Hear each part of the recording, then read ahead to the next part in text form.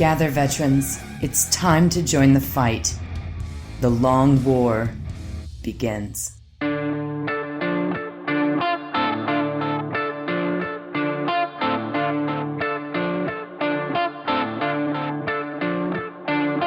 This is The Long War.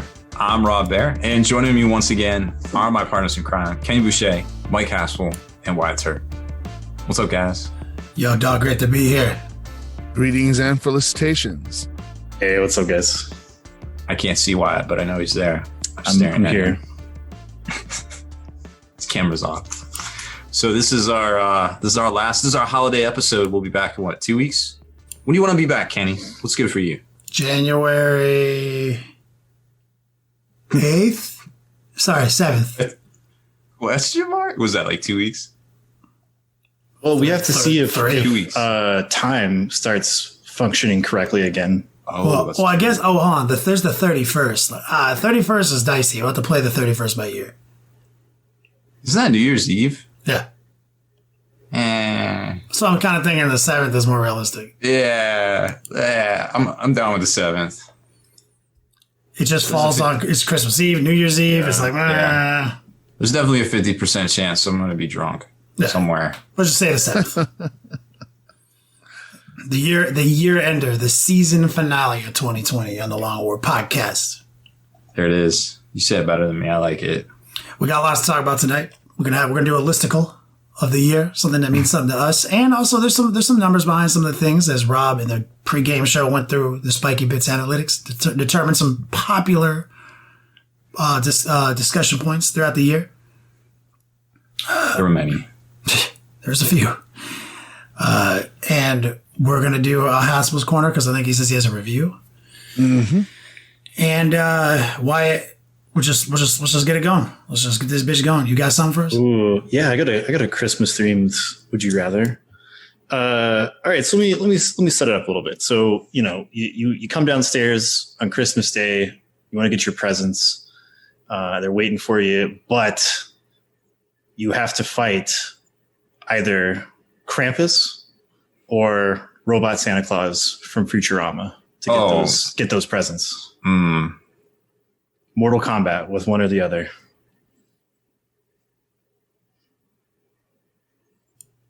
Dude, that's a tough one.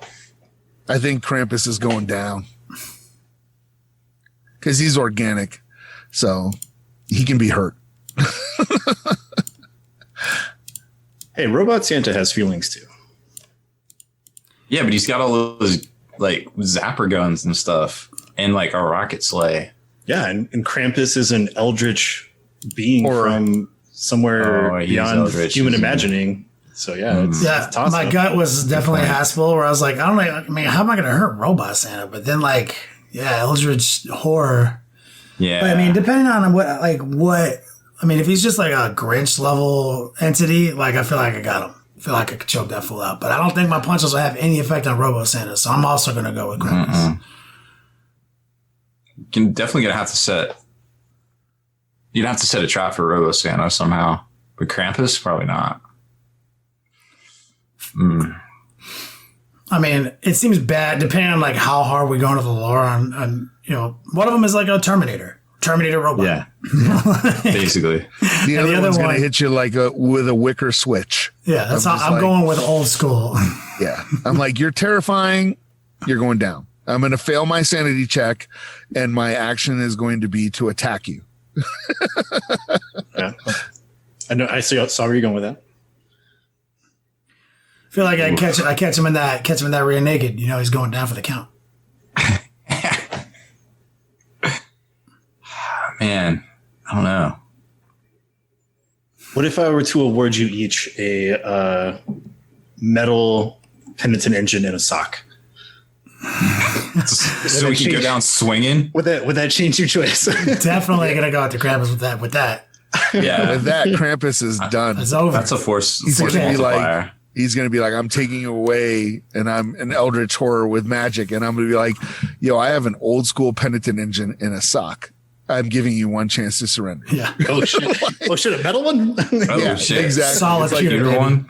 Out of professional courtesy, I will allow you to surrender before I take the swing. because you're going to wind up with some pokey bit in your eye, and it's going to be really bad. I mean, even if I grazed your like outer calf muscle, you're going down. This is bad. Yeah, straight cut it.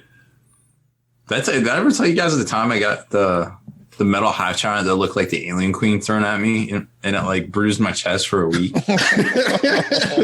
Wow. I was so in shock by the whole event that even happened. You gotta be really, really upset with somebody to throw a metal 40K model at them. I was a bystander. I was a victim. Just collateral damage. And then, like, I didn't catch it because I was so in shock that happened. And it, like, obviously hit the ground and shattered into a million, 10 pieces. But times were tough back then. Oh, no, was this a hive tyrant in anger, or was this a like, hey man, here's your model? No, it was my buddy's lady. Like, was mad at him, so she just picked it up and threw it at me. Like, her threw it, and I was there. Man, I was just there. Wow. She must have been really upset. She was super mad because it hurt. Wow. I'm just glad it wasn't my face. Yeah, no lie, man. But I mean, I guess it's better than an sock? $800 iPhone, I guess. Like, in her mind, you know what I mean? Like, she's got to throw something. I don't think we had iPhones back then. No. Oh yeah, this is like the 70s. This is like It would have been like a car phone in a bag. The one you screwed the antenna on. That's right. Like you can save by the bell. The one where they'd sell fake car antennas so you could put it up and like feel like you were a baller because you had a fake phone antenna on your car. Oh, a lot of people I'm the only one who did that. I'm sure. A lot of people did that. Yeah, I would have a cool scar. Dang. Now I want to go back and get a cool scar and see where I do. It'll be now. like that Picard episode when you get hit by that hive tyrant, you'll just laugh this time around. What if Rob's entire life is defined by that hive tyrant? No, just be like some Buster medical officer instead of like the captain of the Enterprise. Like, That's right. hey, you'll be punctual at least. That's true. I feel like when you're captain of Starship, you can kind of do what you want a little bit. I don't know. That's just me. I mean, That was a good one, Wyatt. Yeah. Terminator versus Eldritch Horror. I like it. Solid Christmas theme. Well, we have a big listicle to do though, so maybe just accelerate the news desk, Rob, if you want. Yeah, let me see what I got here. So GW revealed the new Christmas mini, Gorzag, Git, Stompa, and Nickit, the little grot dude. There was no pricing on it, but I guess we'll probably see it on Sunday. So it'll be out on the 26th. So day after Christmas. Gonna make an educated guess that it's going to be $35 to $40. I would think 35 or 40, probably more 40 because it's two models. Some bigger news, probably closer to home for a lot of folks. The Postal Service is kind of performing battlefield triage. If you've noticed, your packages are probably not getting scanned. So they haven't officially come out and said this, but I've noticed because we've gotten a lot of customer service inquiries that it seems like the Postal Service is not scanning packages as they're going out, only when they're coming in to the regional hubs and then the local post office. And then obviously when it's delivered to you. So if you order something, it basically goes like this. You bought it and it goes into a wormhole and then it hits your local hub like 7 days later. And then it hits your local post office and then it's all delivered to you. And sometimes it's just delivered to you and it doesn't even show up on tracking. So that's kind of where the post office is right now. So if you ordered stuff across the internet and you're freaking out about it, you'll probably see the same trend on everything. So just double check that. So it's not you, it's them for sure. I mean, even Amazon is being overloaded right now. Like I had a whole package get lost by Amazon and I was like, I didn't think that was possible. Yeah, it's definitely, I mean, obviously volume's really high right now, but even more so, it seems like, headed into the holiday. So just be on the lookout for that. There is a second wave of the Christmas Battle Forces. If you weren't able to get them around Black Friday weekend, check your local retailer, because over the past 5 days or so, a lot of retailers have gotten their restock orders that were a couple of weeks late as well. And a lot of them contained Battle Forces. So if you missed out, you still might have some time, but you got to jump on it quick because they're going to sell out again, probably. ... What else do we have to talk about? Creature Caster is retiring their Spider Demon model. The last chance to get that is going to be the 31st. So if you're looking for that, or you never even knew about it, it was one of their original Kickstarter minis from 2014, 15, something like that. So that one's going away. And they also have a top 5 bundle that you can pre-order right now as well for their most popular miniatures. If you're into nerdy action figures, Hasbro put out a 1/6 scale Storm Shadow miniature, which is pretty dope. And it's not $199. It's only $149. Yes, that's right. Did you guys see that thing that was like they're bringing back the He-Man line? Like they look the same. I think they did, but they have like way more joints and stuff. Is that real? Did that actually happen? Yep. Yeah. That's true. That's at Walmart right now, I believe. Okay, I figured that would be on your radar. I'm a little 80s toy aficionado. I like to keep up on things. Might not be everybody's cup of tea, but I enjoy talking about it. What's the other stuff or other high points I wanted to hit here? I think that's the biggest amount of things. Yep, that's pretty much all that's on my list that I can knock out right now. So. And obviously we're going into the end of the year, so things will happen while we're off the air. Oh, yeah. So Facebook, spikybiz.com, things like that. We'll stay connected over the holidays. Click follow. So why don't we just jump into Haspil's corner? He's got something for us. Yeah. So just recently, a game came out from Gale Force 9 called Aliens. Another glorious day in the core. That is actually the name of the game. So that whole thing? Yes, it's called Aliens, Another Day in the Core. And you have to say it that way. Day in the core is like a day on the farm. It should have been just another bug hunt. That would have been good too.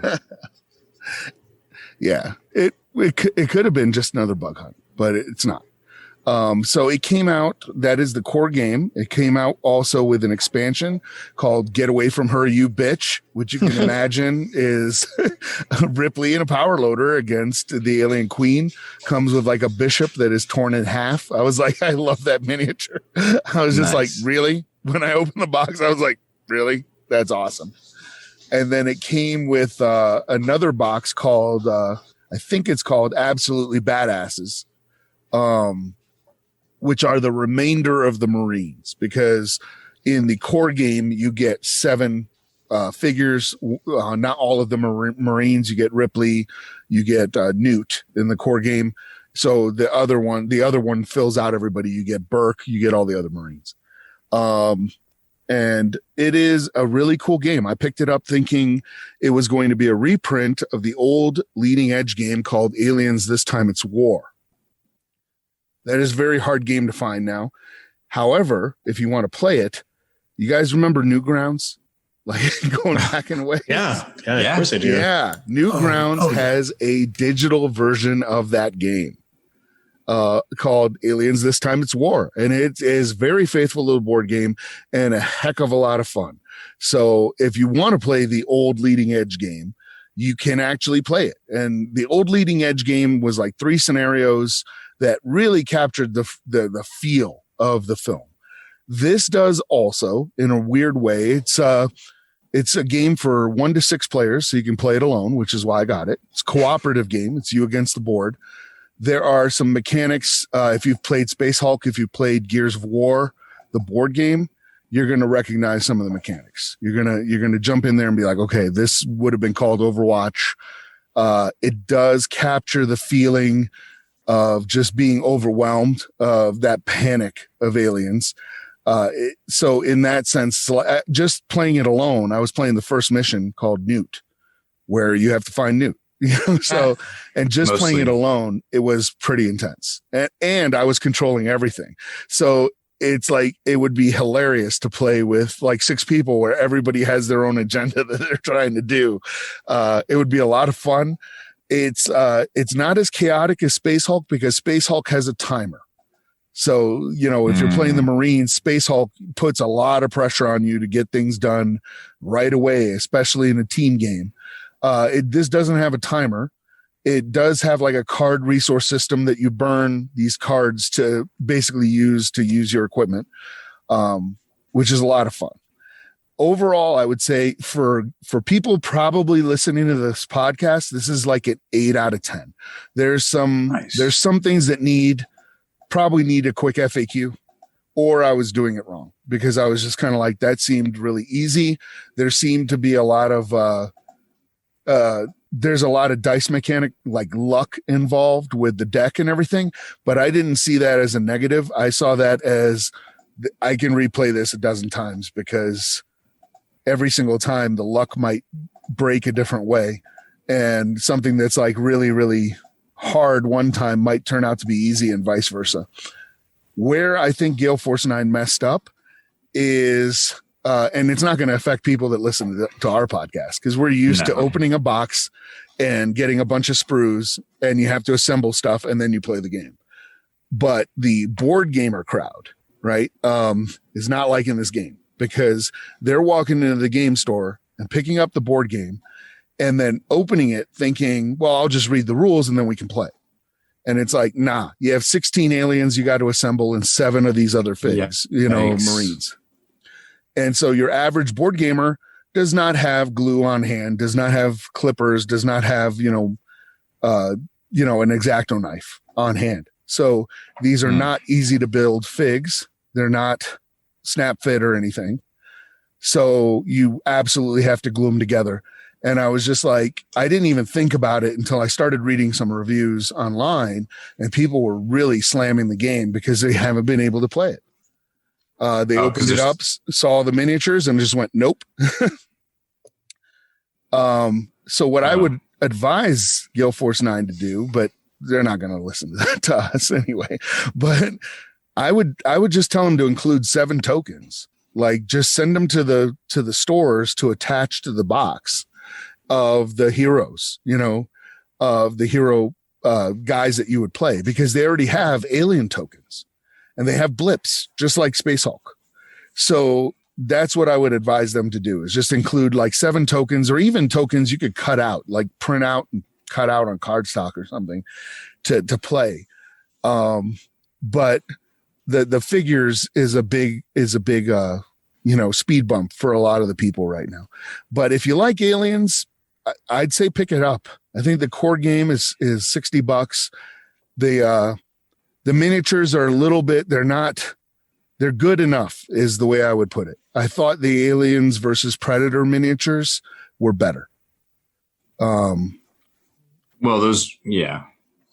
These are good enough. I mean, you can look at something and go, that's Ripley, that's Hudson, that's Vasquez. You can recognize them, but they're not the greatest miniatures I've ever seen. They're not the worst either. The Alien miniatures look fantastic. They're great.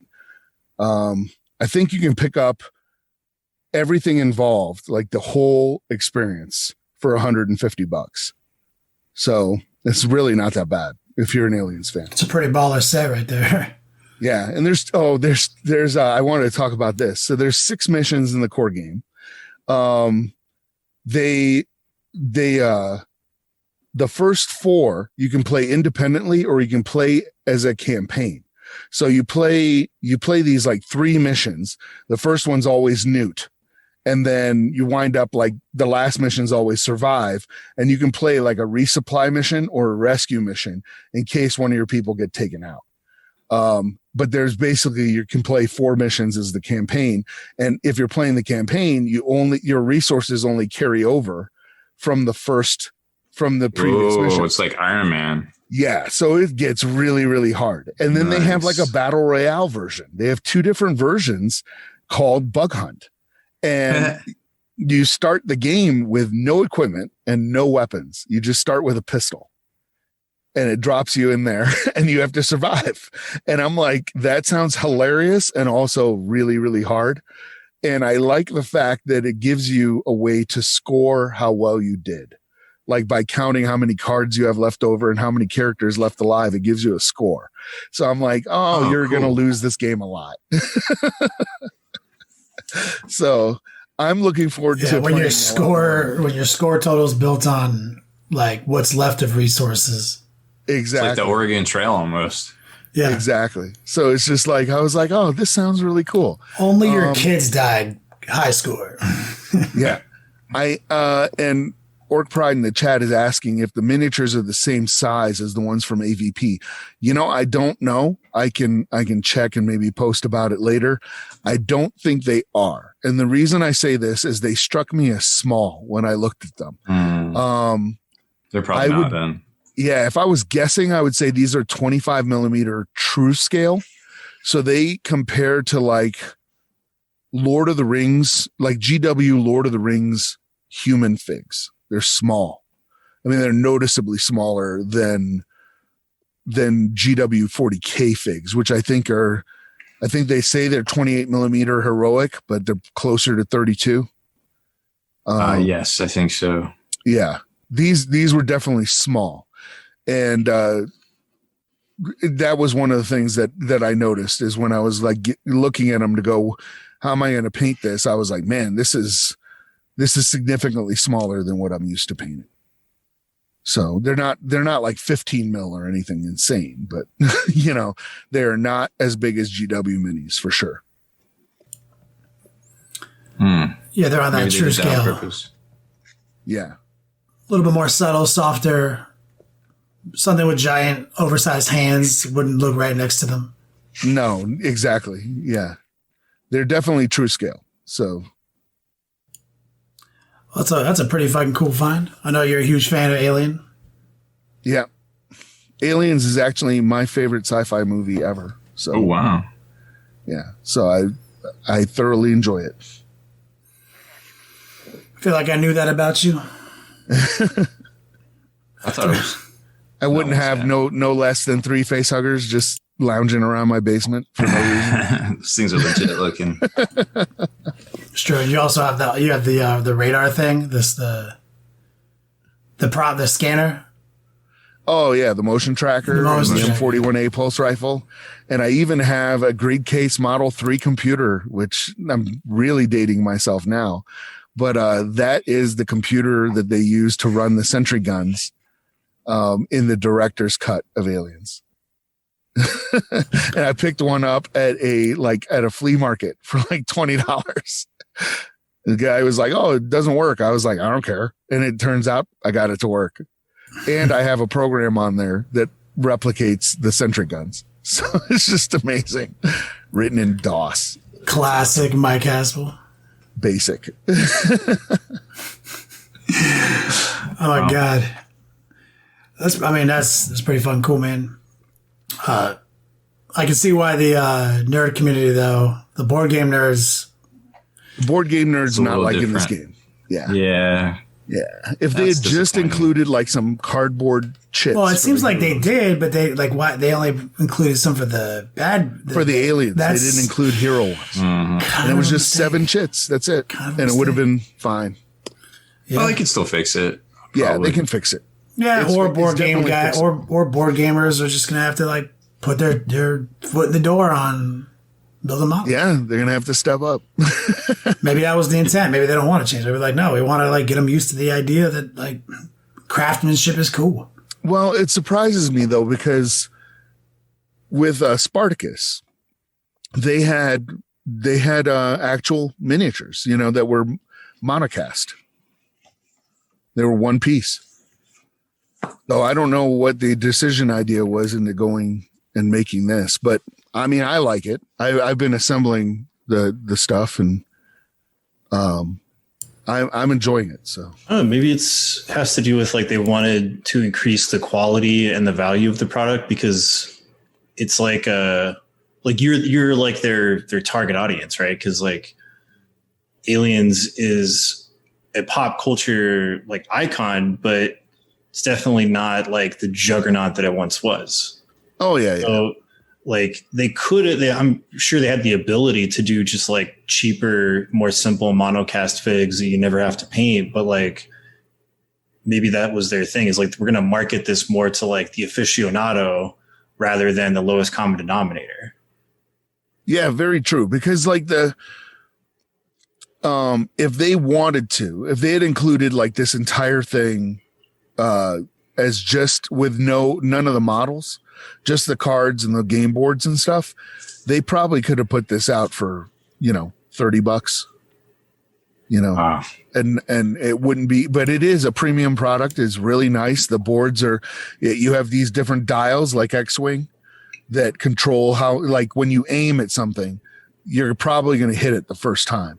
But the more you shoot at something, the harder it becomes to hit it. It's kind of the opposite of Space Hulk, where in Space Hulk, you throw more, the more you shoot at something, the easier it is to hit. This is the reverse. And I guess it does when you're like, when there's an alien, a couple of aliens coming down the hall, and you're like, okay, I need to hit this guy. And you're rolling above the number you need, and the number keeps going down. So you have to keep rolling below that number on a 10-sided die. You start to panic. It creates that feel perfectly where you're like, I gotta hit this dude like right now. Like this is really bad. And so you're like rolling. It's a lot of fun. But yeah, it's the components of the game are really top notch. They're really great. It'll probably catch on over time. I feel like they knew what they were doing. I mean, if it's a premium product, it's a premium product. I mean, it's nice. Not every product you make is as Wyatt said, is for the same market, So it sounds dope. Might want to get my hands on it because I also love Aliens, one of my favorite movies of all time. Mike Haspil, thank you for the review. Wyatt, thank you for the Christmas themed Would You Rather. So it's time. It's the 2020 come to its conclusion. Year ender, the season finale. And so rather than talk about something that just happened and date this thing to like a week in a month in a year, let's date the year, right? Let's talk about this year. Let's put together a listicle. Let's talk about possibly the events that occurred, the things that happened this year that had the most impact. And we'll start with maybe more of an objective approach to that because we use some numbers, a little bit of science to figure some of these numbers out, a little bit of personal flair from the podcast crew. And then we'll slide into like on a personal note, what had a big impact this year. And so, I kind of wrote some down already because we talked in the pregame show. If you guys don't know, we do a pregame show after hours. So almost like chronologically, going back in time, right? 2020, kind of one of the big first, things that had a huge impact was 9th edition. Well, yep. I mean, yeah. Kind of feels like that was 1,000 years ago already, but like that just happened. Middle of the year. I think the reason, and obviously the hype and the buildup was great. The video reel from GW, all the teasers, amazing stuff. But at least for me, I feel like 8th edition kind of became a little stagnant earlier in the year. Like it was the same type of lists. You were kind of seeing them over and over. And I don't know. It just didn't seem. That's a good point. Fresh. I mean, honestly, 8th edition was the first new edition of 40K. We've said it here on this podcast. It was the best edition of 40K, in our opinion, that we've ever had. Having said that, it had gotten to that place where it needed to advance. It needed to evolve. And remember, we were here. If you go back in time, listen to us. Me and Wyatt, we were like, don't call it 9th edition. This is 8.1, guys. This ain't a new fucking edition. Get out of here. Get out of here. Well, as more codexes drop and more information is at work, like, no, this is the full, it was like 8th edition was the beta. Like, this is the fucking edition. This is the hype. And, we said some things, we'll see. Like, I mean, these are good things that need to happen, but I wouldn't call it a new edition. Well, part of that too is that like the information is drip fed. Mm-hmm. So it wasn't until we had like a wider picture that we were like, okay, so now we're seeing how these like micro changes add up to a lot of big changes. because like the bones of ninth edition, I would still say is very, very similar to eighth. Like the way that it functions, the way the dice works. Yeah. But then you get into like how we actually play each game out and how we build lists. And it is like it's like a new season of a game, right? Because it's like, I think one of the best things they did was they flipped how CP are gained in ninth edition. So like before in eighth edition, it was all about like, what's like the most efficient list we can make that guarantees us to start the game with as many CP as possible, right? So it would always be like, well, I have to have like a battalion, or depending on your faction. You got paid for picking detachments. Right. Now you pay for detachments. Yeah. So now your detachments, they cost because everybody starts out with 12, or like if you have a certain hero in your list, you start off with like 14 or something, right? So that was a really, really good idea. In my opinion, to like really flip how people are building lists and that sort of thing. Yeah, and Mike, you didn't play a whole lot of eighth, did you? I did not. And I haven't played a whole lot of ninth either. I think I've only got like 4 or 5 games under my belt. But for me, one of the things that changed with eighth actually was Ritual of the Damned, which came out this year in January, even though it seems like it came out a billion years ago.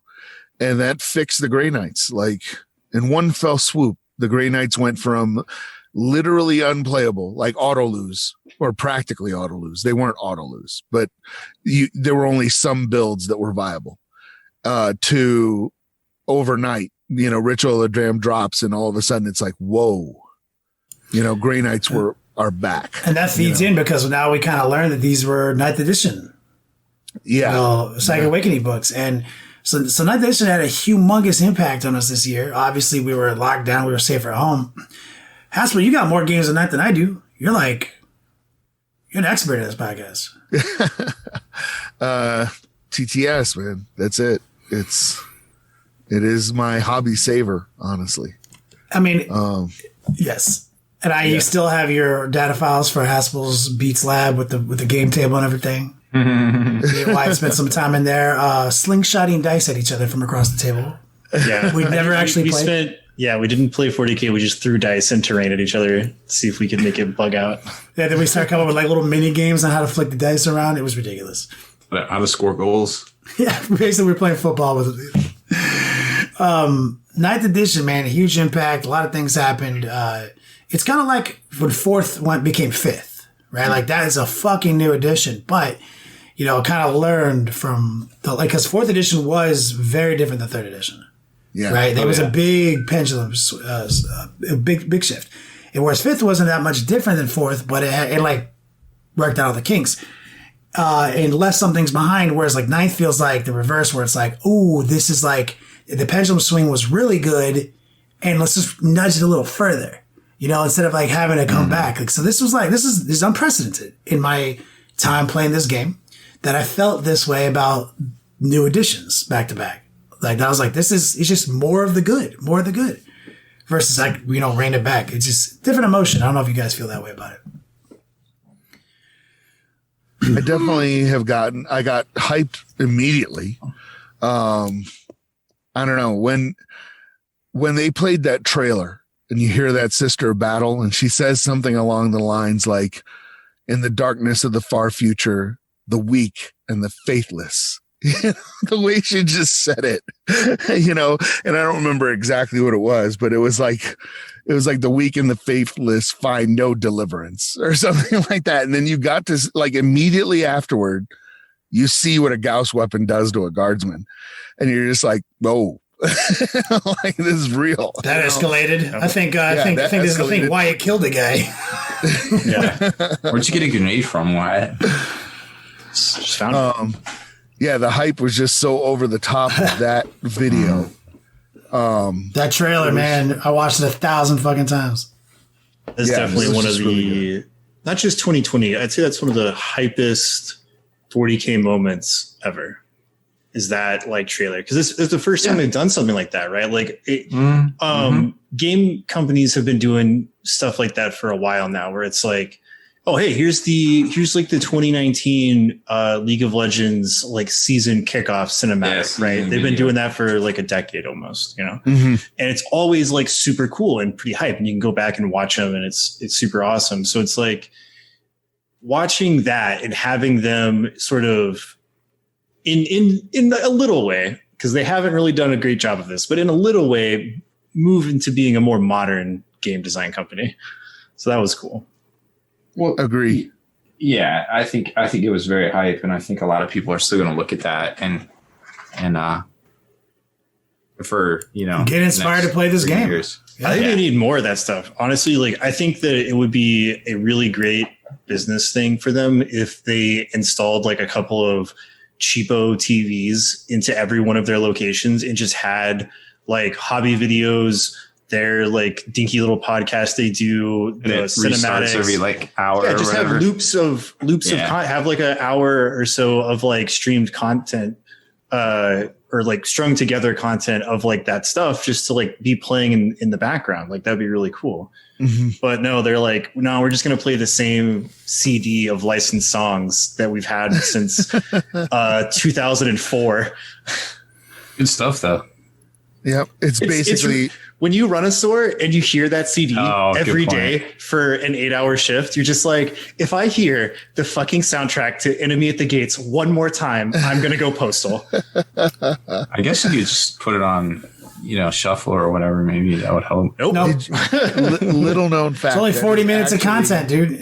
Yeah. It's actually my Pandora playlist. That's what it is. No. So it's just plug into Haspil's playlist. Yeah. Well, let's go back in time even further, but it kind of just coincides because like now we know things we didn't know, right? In 2020, about like the 9th edition release, and Adepticon was canceled, right? So like we know that essentially that like that would have been the big announcement, right? And everything got kind of messed up for a little while. So Adepticon kind of like a lot of sadness after that, but a huge impact on the community, right? Like Rob, Haspil, like we've been going to that event together for over a decade. We've got I have to keep looking, but I think it's 2007. 2007, that was it. That was the first time and it's a staple. Like no matter what event you go to now, what event is your favorite, this thing is like history, gaming history, man. Like, how did it feel, Rob? Like, how did it feel like when it was like, is they going to cancel? They're going to cancel? Like March 30th. Remember, like, are they going to cancel on March 30th? It was a bit of a letdown, like the way, but I guess I was disappointed, but it wasn't like its own thing. Like there was so much stuff going on in the world. It was kind of almost expected at that point. Yeah. It wasn't just like another. I don't think it was expected. It was the first big thing. I mean, like we were just talking about safer at home in California, just talking about it. You know what I mean? I was in California on your birthday. Right. And it's still like at that time in March, like February, March, it was still like, regardless of anything else, I think that the prevailing opinion in the States was still like, yeah, that's like an overseas problem. It's not going to be like an at-home problem. Like that's not going to be our thing. Yeah. And then, all of a sudden it really was a problem. Yeah, like super quick. Yeah, I think it's hard to remember exactly how it felt, but like me and Wyatt have a common thread, like because he came out here for his birthday. I went to the emergency room because Bonet got an infection, and we were at an emergency room with no masks because it was like right, but we were like being careful, like hey, we heard there's a virus out there. And then we came back, we're like, well, they're saying on the internet we should like not see people for 2 weeks now that we've gone and got the antibiotics. And we did that for 2 weeks. Middle of March, right before Adepticon, then California says we're going to go safer at home, which is where I live. And then the rest of the world is like, in our community is like, what about Adepticon?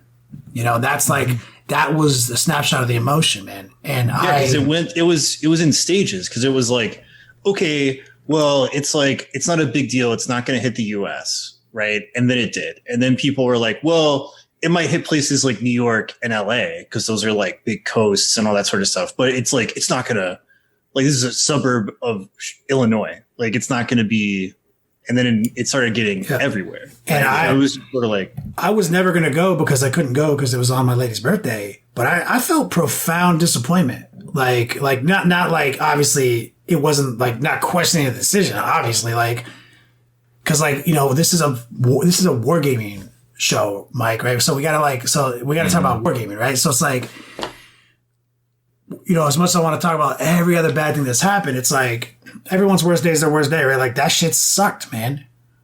Right? Like, well, it definitely, it was definitely one of those hard hits that like makes things real. Right? Because you kept hearing like, I'm lucky enough that I worked from home before this, like 3 days out of the week. So when they were just like, hey, just stay home, I was like, peace. Awesome. Now I don't have to get dressed 2 days out of the week, right? So I don't have pants on right now. But then when they were like, yo, Adepticon is closing, part of me was just like, well, of course it is. Like, of course it's canceling because everything else is canceling. But it was also like, man, like Adepticon is not happening. Like shit just got real, so it was a bit of one or the other. That was a wake-up call. Yo, we're up. Best Adepticon story right now. Let's flip it to positive. Oh gosh, there's so many. Turn it now. Let's take the sadness and turn it into a highlight. There's so many, too many to choose from. I mean, me personally, like eating lettuce off the floor. That was a highlight for me. It's a highlight for me too. Yeah, I was about to say that. I was really hungry. Stunned. Oh, or like a Adepticon? Adepticon highlight, baby. Yeah. Oh, well, for me. I remember. Oh, go ahead. Sorry. Oh, I'm sorry. Why? Go ahead. Yeah. I thought it was pretty savage when they tried to ban alcohol in the game room because somebody had to get carted off day one of the GT. He had been partying since the day before. He passed out. Turns out there's a small doubles event that may have contributed. May have changed the alcohol liquor bottle on the table policy. Yeah. Definitely. I don't know anything about that. Cannot confirm or deny if that was part of it. There may have been one specific. Yeah, and it was as I remember, that was the first year. It was that was the second year that I had gone, and that was the first year where I think people were trying to ramp it up because there was we got there in the first day of the GT and dudes had literally taken the luggage carts from the hotel. Yes. Rolling booze in 4 foot tall, 24 packs of beer, stacked on these luggage carts. And they were just putting them under every table.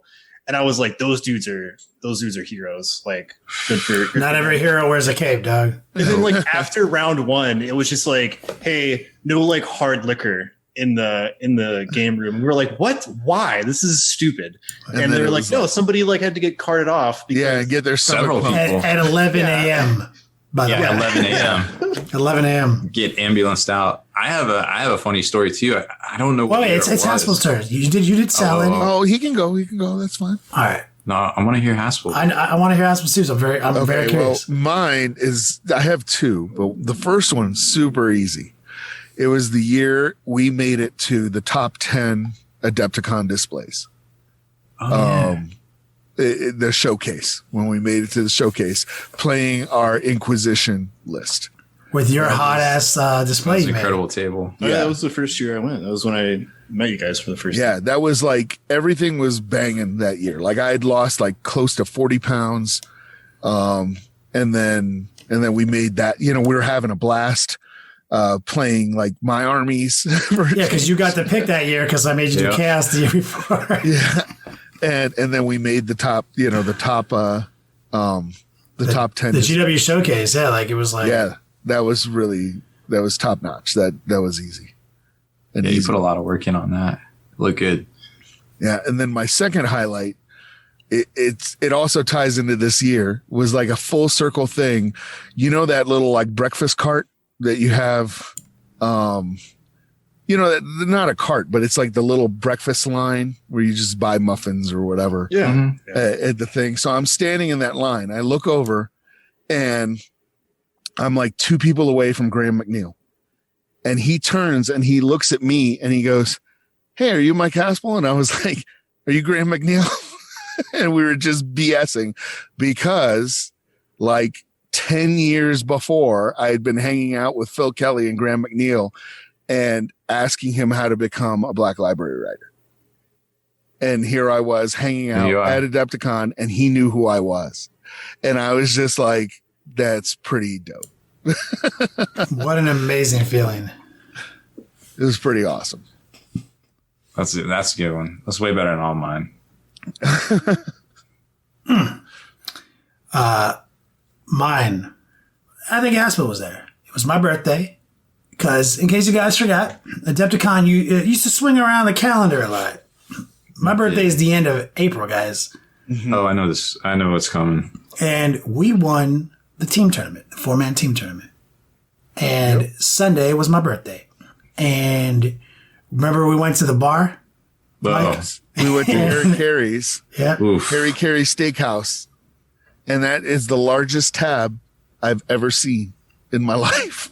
Those digits don't go together. I used to have a picture of myself of forever because our dear friend, EJ, well, see, just recently, I think he posted online that he got his, he's CPA now. CPA? Yeah. Yeah, he's graduated. Temple? Yeah. Fucking hell yeah. If you listen to the show, congratulations to your dear friend. He picked the fucking tab up. Right. We had And this it was huge, like, it was like $1,200. it was a lot. It was a lot. And it was just like, Harry Carey, dry aged, fucking ribeyes with bones and, entrees were like and 100 $1,000 drinks. Like, Yeah, the drinks, there was, I posted it on Facebook back when it happened. And one of the best comments was, were you guys shooting a rap video? Because right in the middle of the receipt is like 16 shots of Patron or something like that. Bro. It was insane. and There isn't much we didn't the drink. best part though, Rob, was that when he cleared our tab because he had a like 4 a.m. flight. Yeah. And he was like, all right, he's like, reset the tab, do whatever you guys want. So then we proceed to rack up what I would consider under any normal circumstances, a bill that was too much. Oh yeah. For just a couple of guys drinking. Right. I was like 4 dudes. The second bill was like $400. Oh, yeah. Like of us just still crushing drinks back. Me and Haspil were like, we had to drive to Colorado at 9 a.m. But we still had we drove out that morning too. We still had our Colorado, I still did. Haspil does. I still had my like immunity to alcohol at sea level. Yeah. But like we made that drive like nothing. But like we still racked up. Like I would never spend $400 fucking on drinks at a bar. No, it was a good day though. That was celebrating. Yeah, it was me, Rob, Mike Haspil at that fucking table. 2000. What was that? 2012. 2011. 11. Yeah. Fuck, dude. I'm just looking over the trophy. It's back to somewhere. 10 years ago in like 4 months, dude. Yeah. 10 years ago, man. That's my favorite Adepticon, man. We left her like a $600 tip. I think It was a lot. She had to get her manager. Her manager had to Her go. manager had to come and sign off approve on the it. tip. Yeah, because somebody in the chat just said, I hope you guys tip well. And it was like, yeah, the tip was dude. so big that the manager had to come sign off on it. Yeah, I had to get initialed. Dude, that was that was because she was like, like she's a younger server who clearly they brought in extra hours for the weekend convention, right? So you could tell like Sunday wasn't her normal shift, and I could see the butthurtness from some of the other people who like the weekends were their normal shift. Oh, I was like seeing that back there. I was like, ooh, but they were slammed. Yeah, but like she got Like, our table. Yeah, and you could tell they don't normally get that much business on a Sunday. She got our table, and these other people who were like always work Sundays didn't. And so when they saw that tip, they were like, "You're sort of sign off on this." Like I kept my eye on that scene. I never forget that. Like, oopsie. like she was like, dude. "Hey, can you please sign off?" Good times. That was a good year. That was when the Grey Knights came out. Yep. Me and Mike Haspil came back with whole armies because remember we had a new codex. I think I gave you. Yeah, you gave me your Somebody shit. ended up with mine. Somebody stole And mine. we were scheming on Grey Knights for 16 hours, bro. Yep. Oh, man. So good. God. That's Adepticon, man. Like it's a profound impact. 2020, profound, right? right? So then, like, we already said 9th edition. Pow, that happened. And then Indominus, right? Indominus, man. I think that was a good and bad one, though. Right, that's another one. That's a high and a low, right? Like, there's a lot. There's an impact. It had an impact, though. Because, like, that box is dope. Like, just they were showing it, the value. It's the best value box they've ever put out. And stores were just like, I mean, hobbyists wanted it. Stores were like, oh shit, now we're gonna have something to actually help ourselves with this whole COVID thing. We're gonna make bank. Psych. Yeah. And then it was like, yikes. It was, I don't know, Indomitus. It was almost like they asked me, hey, what do you want to put in this? I'm like, well, obviously Space Marines, because I play a ton of them.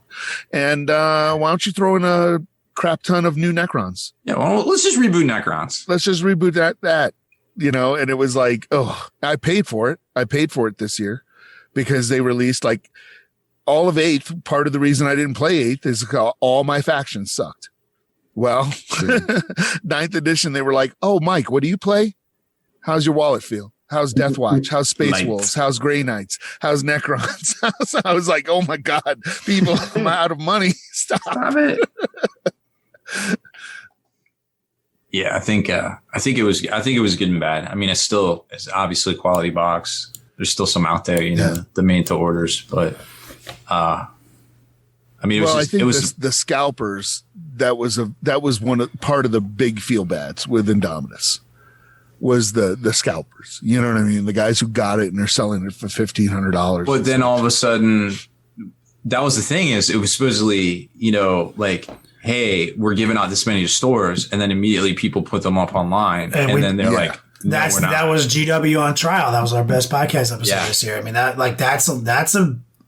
it's all that crazy awesome shit about that box that Mike just said, right? Like that, how incredible the value is, how sick the models are.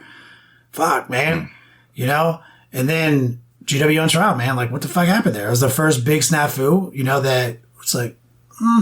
I think that's when folks really started to realize how they handled their business and that kind of how. Because a lot of that could have been solved if they had just come out the gate and just said like, hey, we are making this limited. This is a limited box set. This is not the 9th edition box set. Starter, right? No, they did. They said that. Yeah, they came out with that. But the other thing too is that like they waited until after they saw how well it was selling and that there was such a massive resale market for it and so much backlash on people that weren't able to get one. And they were like, yeah, we'll just make made to order if you didn't get one. Whereas like if they had preemptively said like, this is how many we're going to have and we can't give that many to stores, but you can like order through your local retailer for a made to order, that would have been so good for everybody involved. But they didn't do that. It was definitely a kick in the pants because they guaranteed like these numbers, you are getting these numbers. Stores are like, oh, okay, cool. I just sold 50. I'm in the money. And then they're like, oh, just kidding. Once they got all the pre-order numbers and tallied the numbers and realized how much more they could make on their site, allegedly, by selling it themselves. At the time during the trial episode, we had given them a shadow of doubt based on Mike Haspil's unwilling yet very unbiased defense. And now with what we know, because like we get to look back in time and then like where we are now, kind of seems like it's kind of the thing right now. So like Indominus, right? Hype could have been like the highlight of the year forever. I think it could have been bigger than it was. But now it's always going to have that, like, God, you fuck some people, man. It's going to have that asterisk. It's definitely got an asterisk, unfortunately. And that's their doing. That's their doing. That isn't us. Yeah. That's G-Dub. As a tangent to that, I'm actually reading the book, the companion novel, Indomitus right now. And half the novel is actually told from the Necron's point of view, which I don't think has ever been done before. And it's really bad. And I don't mean really bad in like it's written poorly I mean, when you read, like the Necrons only get upset with one another. Like they're just like, oh, this Lord is so petty or whatever. They're not upset about like people at all. So they like talk about how this group of Necrons goes into this citadel and the planetary defense forces like blow them all up. And they're just like, oh man, those guys are going to have to be a beam back to the tomb ship and reassemble. And it's going to cause like a 4-hour delay. What a pain. Anyway, the nonchalance. They literally don't care. And I was just like, oh, this is really bad for the Imperium. Like the Necrons just literally don't care at all. They're just like, oh, this is like a 0.52, millisecond delay. They don't feel pity. You don't feel remorse. Nothing. They absolutely will not stop until you're dead. They only get annoyed with each other. They're just like, oh, this guy's running his politics stuff. He's trying to get my glory. But they don't care about what they're fighting or what they're doing. They're just like doing their own thing. And it's hilarious when you're like clearly reading it. And meanwhile, when it jumps back to like the Imperium, the navigators are going insane because like the Necrons are just shutting down the warp. They're just like, we'll just turn this off. We don't need it. And it's like, oh my goodness. So I'm having a blast reading that book. Nice. So yeah, it basically is Necron pest control. It really is like this world is infested with these like carbon units. We need to put down this resonator. Why don't you just get rid of those? And they actually say like what's going on in a destroyer's head at the time. And it's really horrible. Like this guy is reliving the last moments before biotransference and realizing that he lost his soul, can never get it back. And so every single time he's like seeing people, he's seeing his like wife's face like reflected in everything. And it's an abomination. So he's trying to get peace by destroying everything that's reflecting his wife's face and reminding him of what's going on. And that's why the destroyers are crazy. And that's why the Necrons all cut themselves off from the destroyers. It describes how they won't link with them. Like they actually speak with them like old school, like over the radio and stuff, because they talk to them analog. Yeah. They're just like, no, that dude's crazy. Like I don't need his craziness.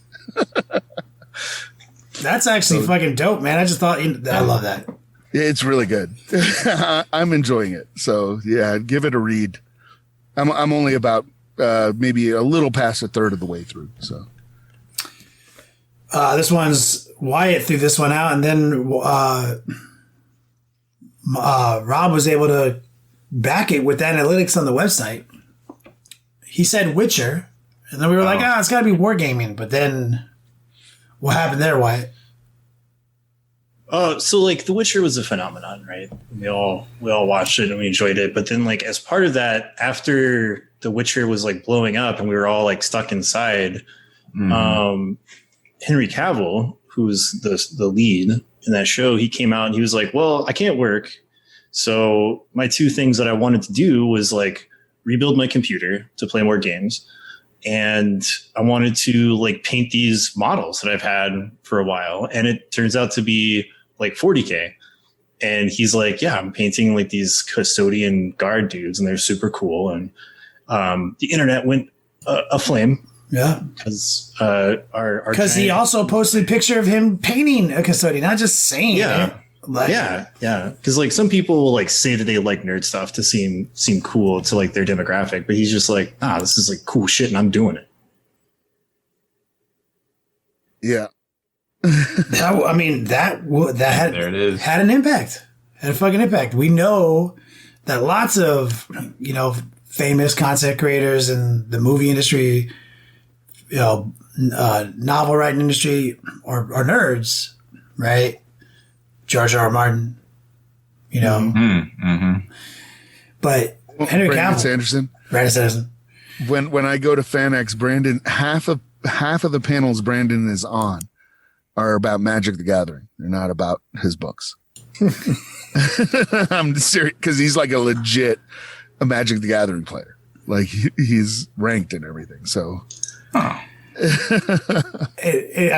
think there's something extra cool that like Henry Cavill's like a badass, like physically, and like plays like dudes who like getting fucking awesome cinematic fight scenes on screen. Like he's a fucking nerd, and he is proving it. Like, yep. It was kind of a phenomenon. Like is why I put it, man. That was it was a big deal. There was for months, it seemed like people were like, yeah, we should Henry Cavill should be like the Emperor of Mankind in any type of like visual media or something like that, and he like retweeted it a bunch of times, and people were like, oh my God. One of us. So I mean, as far as our like, more objective impact listicle, that's kind of the conclusion of it as we kind of workshopped it earlier, but we want to move into like more on a personal note part. And as kind of the preamble to that, so this doesn't take a spot, this is just like, hey, don't fucking forget, we have a Black Library author now in this podcast. Hard to forget that one. That's a universal on a personal note. That's a personal note from all of us. Like, that's like, yo, that fucking happened. Which kind of is a conclusion. Very exciting, because we got to be there for like every stage of it, right? We can't talk. I don't think I still can't talk about a lot of it, but like it was very exciting the whole way through. It was very, very cool. It's a bucket list item I've been trying to do for 20 years. And, it was amazing. Like the day that it tied into your Adepticon story. Contract. Huh? It tied into your Adepticon story. It did. It does. Yeah. Yeah. And it's like the day that I got that contract, I just like, I couldn't get any work done at all. I was just completely freaking out. Wow. It was really, really cool. You deserved it. You worked hard at it. Since the spotlight's on Mike, do you have anything to add to now this section begins? Like, cause that was like, and this is controversial, but it was a really huge deal for me. So it was, Black Space Marines confirmed in official artwork. That was a really, really big deal for me. They're the best Space Marines. They are apparently Ultramarines. I would have preferred that they were Space Wolves, but that's okay. Yeah. That's a positive, dude. They're the best Space Marines. I mean, it is a positive because they're also like the frontmen of the Imperium. Like, so it's like it was a big deal for a lot of fucking reasons this year, man. It was huge. It was huge. I mean, but that was a really, really big deal to me. So that was really cool. That was one of the things, that was like, oh, that's awesome. And I'm trying to, I had some other personal ones, but I think we covered them. But yeah, it was just, cause that was like unexpected. That was just kind of like holy smokes, look at this, so it was pretty neat. Definitely it was the right thing before the right time, for sure. They've always been pretty good about that stuff. We've had past podcasts where we've talked about it before, but kind of ties back into here soon, real soon. 40K is about to explode. Yeah, with Story Forge onto the popular media, like pop culture. And like it's been doing that because like people have just had nothing to do but sit inside and like be on the internet and hobby and things like that, stuff you do at home. And so like there's been already a huge growth in people that are being like, yeah, this like 40K thing is like super cool and I'm doing it now. And like, this is why you should get into it too. And like, it's so fun and awesome. And, all these really positive things that are growing the number of eyes on the hobby. And one of the things about 40K that's sort of not talked about a whole lot is like, there's some parts of it that are a little outdated. They're from a different time, which is okay, but they need to be updated, right? And as more eyes get into it, they need to do it sooner rather than later, or it's going to blow up in their face. So having stuff like that now is a good thing. Yeah, agree. Yeah, now we just need Anna Taylor-Joy from Queen's Gambit and some of them Story Forges. And I think it'll be a slam dunk. Yeah, it should be a good Inquisitor. There you go. Bring it all full circle. She has that completely like impassive, like you're going down. She'd be a good psyker, Oh yeah. Either way, we'll get that next Netflix bump into the hobby. It's going to be great. Rob, you kind of left us in suspense when we were workshopping the personal notes earlier. What had a big personal impact on Rob Baer in 2020? In 2020, I guess I'd have to say 3D printing personally. Like, I'd second that. Like, you definitely, I got into it before you, and I helped you on your journey. So now the student has become the master. And I'm sure eventually we'll have to kill one another with red lightsabers to figure out who is dominant, but we'll bring that bridge when we get there. Soon. But yeah, no, I have that weird talent. Like I'll sniff around at something and then I'll pee on it full force and I'll master it. And you have an engineer's mind like I do. I mean, and you're an actual engineer. You design aircraft carriers, and I just blew shit up. So it's the same thing. It's like the literal opposite. No, I like to build things, whether it's businesses or, actual physical items. And it's just crazy where we are in this hobby. Like, and even, with the journey for 3D models and everything, I mean, it's just exploded with everybody home. And, we got into it pretty hardcore. We're printing every day, for fulfillment for a bunch of different companies. And also, we sell a lot of stuff on the site as well now that we've bought licenses to, or a lot of different things. And, it's been great. We're still buying up licenses from artists and, helping support them, and it's really cool. I like the negotiation because it's like, well, this is kind of how I do this. And, I math it out. I'm like, well, this is my forecast. My sales forecast is what I think we can do. And I'm like, this is what I think we can do for you.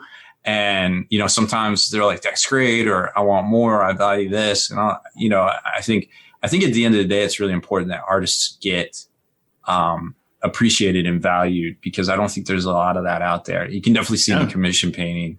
I mean, I feel the same way. I mean, like, I got to shout out our guy, Carnage King. Yeah. Because he's done, I don't want to say like I discovered him, but like I was put in contact with him because I wanted something commissioned a while back, and he did a great job, and I paid him exceptionally well for his services, and he's like my go-to guy. And since then, I have made a connection between he and Paco's the Monkey and some other people, and making sure that his great work is being, he's getting paid for his work because he works really hard and he's got a great professional ethic. So everybody being able to get his stuff through Paco's the Monkey is pretty cool.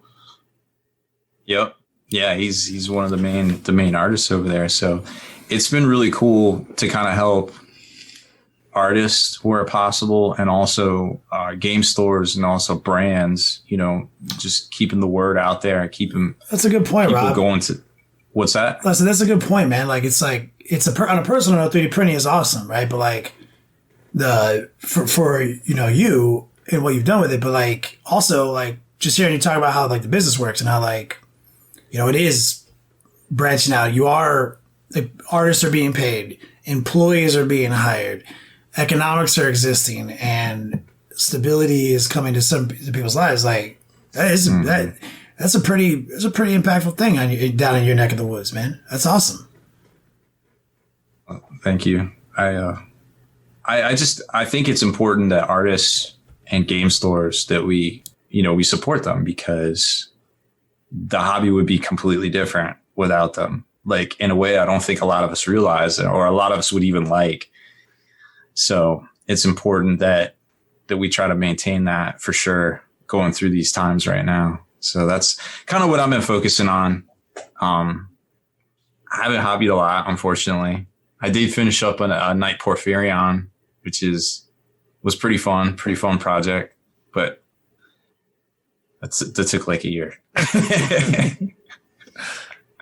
So, yeah. Well, you were busy creating fucking jobs and helping people with their lives, man.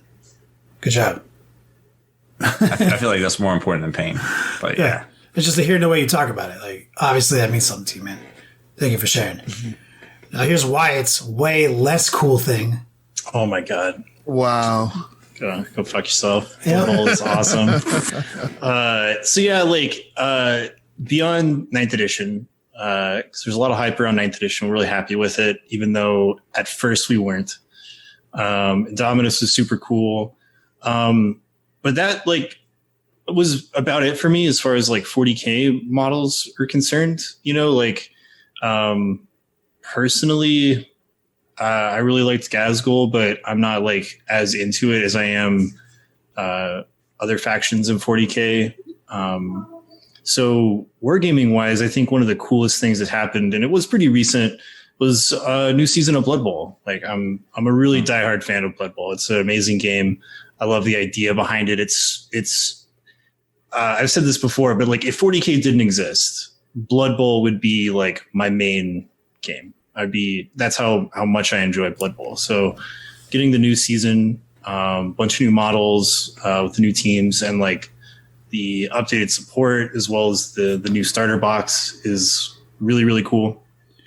And there's lots of increased interest in it. So starting like January next year, we're doing a league. So that'll be a lot of fun. And then outside of that, again, this just kind of just happened, but like Cyberpunk 2077 came out. And we've been waiting a while for that game. And I have enjoyed it immensely. It's an amazing game. So how many hours have you enjoyed it immensely? 85 so far. So yeah, I mean, like I will say that in my experience, it's probably the most immersive game like that I've ever played or I've ever seen. Had kind of a rocky start. Yeah, I get it. But for me, like I played it on my PC and it's functioned great, like barely any problems whatsoever. So I've had a ton of fun with it. And, you know, I generally judge games, like when I play video games, I have like two main things. And the first one is like, while I'm playing it for the duration that I played it, did I have a good time? You know, did I enjoy myself? And it's like a 10 out of 10 on that aspect. Right. And then the other thing is like, games are expensive, right? And they're kind of ephemeral compared to the cost of miniatures. Cause like you can buy a box of miniatures and paint them up and you'll have them, you know, unless they break or you lose them or you sell them, you'll have them forever. Right. So they have a lot of long lasting, value to them. Whereas with video games, it's like kind of once you do it, it's kind of done until like you take some time off or maybe you come back to it later to do it again. So I have like, if I pay $60 for it, is my like enjoyment per hour of time I played like worth that price point? And again, yeah, it really is. You know, it's like sort of like Mass Effect, which Haspil played and is a huge fan of, right? So it's like if I spend $60 on a game and one run of it is like 80 to 100 hours, yep. Like that's massive value. That's really good value. Mm-hmm. Yeah, even if you only ever play it through that one time, getting 85 hours of enjoyment out of this game, super worth it. So on that aspect, yeah, 10 out of 10 again. Well said. Can't argue with that. You're right. Of course, like this, I've always looked at video games that way, man. You know, like even like a game I might have been like irritated with the ending on Mass Effect. You know, still had like 112 hours of like just straight entertainment, bro. Like, you know, it's hard to argue with that value. I actually used that argument with people about 40K because everyone's like, it's so expensive. And I'm just like, over time, it's not. It's actually really cheaper than going to the movies. Yeah. And I mean, like, so there's a lot of controversy about Cyberpunk out right now because apparently gamers are like impossible to fucking please, but it's neither here nor there. So, I mean, like laying out the way that we judge games, I would say that like Kenny and I really, really enjoyed Fallout 76, another game that is like got a lot of controversy, and it's way worse than Cyberpunk. It's not even close. Yeah, I was thinking that the other day too. It's stupidly worse, right? If we're talking about, and like, we played it for hundreds of hours, and we enjoyed the hell out of it, right? Every second. Yeah, dude. And so in that aspect, yeah, it was 10 out of 10. So, you know, I've seen other people that we know that are like huge fans of the Witcher video game, and they were like, "Oh, the Witcher is so much better than this." So I'm just sort of like, yeah, but the Witcher wasn't better than it when it came out. It wasn't grew to be better than it. People have a really short memory. It's like, you know, games that were lauded as some of the greatest games ever made, like, you know, Skyrim, Fallout 3, Fallout 4. Those games were just as, if not worse, when they came out than this game. You know, so I don't view games like that. Like that kind of stuff doesn't bother me. Like, maybe if I was like, my main thing was video games where I had to have like every new release, and all I did all day for my hobby was play video games the way that I do with this hobby, I might feel different about it. But yeah, like I don't even factor that type of stuff into my judgment on a game. So the scope, the immersion, the story, like the gameplay, it's all really, really great. Couldn't be happier. Nice. 85 hours of Impact. I'm very happy to hear that, and when I finally get it. Yeah, and I mean, I'll say this, like, I'm no game journalist, but I did put 85 hours into it. Yeah. Over this past week, and most of the people reviewing this game played it for like 10 minutes. So if they played it, because there's some famous people that did not even play it. Yeah, and there's definitely like there's narratives to be said. I mean, like I've literally seen people that I know who are like, this game is unplayable. And it's like, dude, that's not even a screenshot from your console. That's like the screenshot that you got from a fucking Polygon article. It's the same fucking image.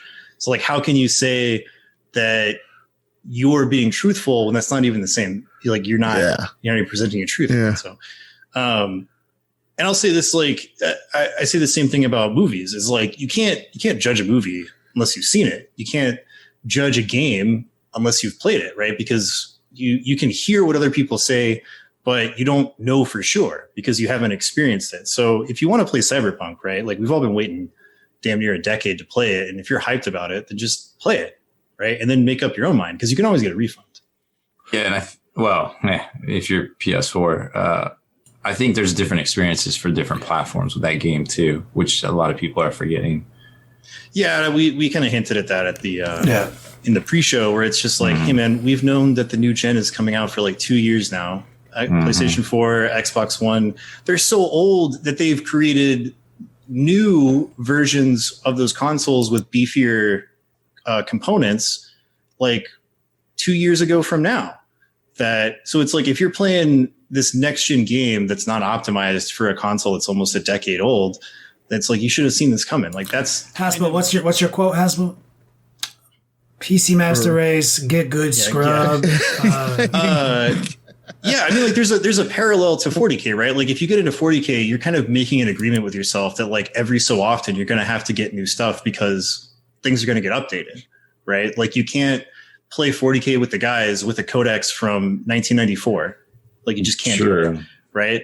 So that's kind of the same agreement that you have to make with yourself if your main thing is going to be gaming, is that like you buy a console knowing that within X number of years, it's not going to be supported. Like it's going to get left behind. It's the same thing if you're a PC gamer. Like you can't have a gaming PC that's going to have a lifespan of longer than 3 or 4 years without replacing some kind of component, if not the whole machine, because that's the nature of the beast. And I think that's where like PC helps you a little bit, is because you can be like, okay, my PC still screams, but my video card doesn't cut it.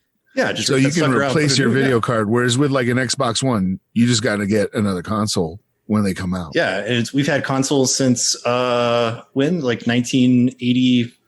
Whenever, what year did the original? It was a little Nintendo? bit earlier, but yeah, you're close. Yeah. So it's like this has been going on for longer than most of these gamers have been alive, and it's just like this is kind of the nature of the game, man. Don't hate the player, hate the game. Wise words to live your life by. And an aside to the Cyberpunk thing, for those of you who like the RPG, there is a humble bundle going on right now for like, I want to say it's like $30. You get a ridiculous amount. You can get everything for $15 if you really want to pinch pennies. Yeah, it's an insane amount of Cyberpunk content. It's all of the source books. I got it as soon as you told me about it, because like we're probably going to run some on our RPG channel. Yeah, the old Fantasy Flight Deathwatch stuff's up there too, and that's right. More. Yeah. That's up there as well. So yeah, scoop that up if you missed it the last time. Yeah. Well, let me bring a conclusion to the segment. Mine'll be short so that we can have like some words for the end of the year. But impacts to me, next level painting. Obviously, we fucking touch miniatures, right? That's what we do. We put our hands on miniatures and then we put paint on them. Gas goal. had a more of an impact on my life than I thought he would. Having that, like, people ask me all the time for years, for a decade now. Speaking of which, congratulations, Rob, on 10 years of Spiky Bits. In a decade, what was that? You're about to hit 10 years. I did in October 10th. Oh, October, right? Yep. Yeah, so like, just reminded me, like, so in 10 years, I get asked a question all the time, and it's almost impossible to answer. What's your favorite model that you painted? What's your favorite model to paint? What would be your advice on like a fun model to paint? Like, I get that, like some combination of that. So hard to answer, like, cause like, I don't really look at models the same way anymore. I look at like, what's that heat content? They're all pretty much the same. Like, as far as like, what's fun, what's not, Gazgo answered that question for the first time in a decade for me. Wow. Like, that's why that was an impact. Like, I was like, Gazgo, 100%. Nice. It brought the fucking, like, the geometry of the 40K universe physically into a sculpt with all of that technology, the easiness and simplicity to put it together and have all that retained. And he's challenges of a model as he looks at first. He's actually just fun the whole time. So that had an impact. That's obviously like next level painting. That's what we do. We paint models. So that's why Gazgo had to make it into my impact list. But then I'm going to like sub note, being put in a situation where I have to take a serious look at painting my own army. I'm glad you mentioned it because I was gonna bring that up if you didn't. Oof. I have to bring it up. That had an impact on me. Right now, obviously, one of the direct impacts of that was being locked down because of this world pandemic, which sucks. There was an impact.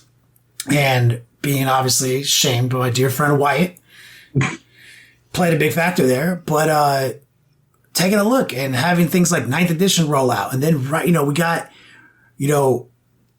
Death Guard rules really early in the edition, even though we're still waiting for the codex, but now we know things. And, we had War of the Spider, and all these new cool rules. Like, so all these things I wanted to do were just kind of lining up. And so a big impact, paint my own army, which brings me to my conclusion for my part is like, man, if anything this year, it's like, help me rediscover how fun just fucking around with your models is. Mm-hmm. Sometimes just digging through your stuff.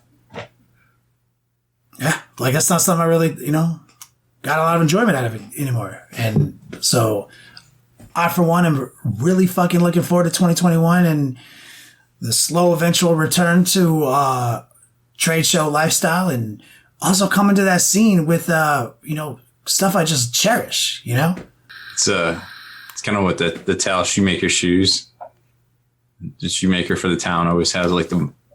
Is this another Model T in a ditch with 5 guys trying to square tire? This was better this time. Okay. Yeah, I knew what he was talking about. I know what he was talking about. So it was an old person reference. Got it. Yeah, nailed it. I feel like a large portion of our listening audience might be. Are you gonna say old? Like over 40. Seasoned veterans. Yeah, seasoned. Yeah, there you go. Yeah. Yeah, there we go. That's veterans of life. Enjoy the vivre. Well, I mean, I think we did it. I think we did our 2020 Listicle conclusion. We'll be back on the air in January. What would we say, like 7th? 8th, 7th, first Thursday. Let's just quote it. Yeah, first Thursday of January. 7th. The long war will return. Dot. Rob, all right. What's up, Rob? Haspil, take us out of here. You're free to use any methods necessary, but I want them alive. No disintegrations.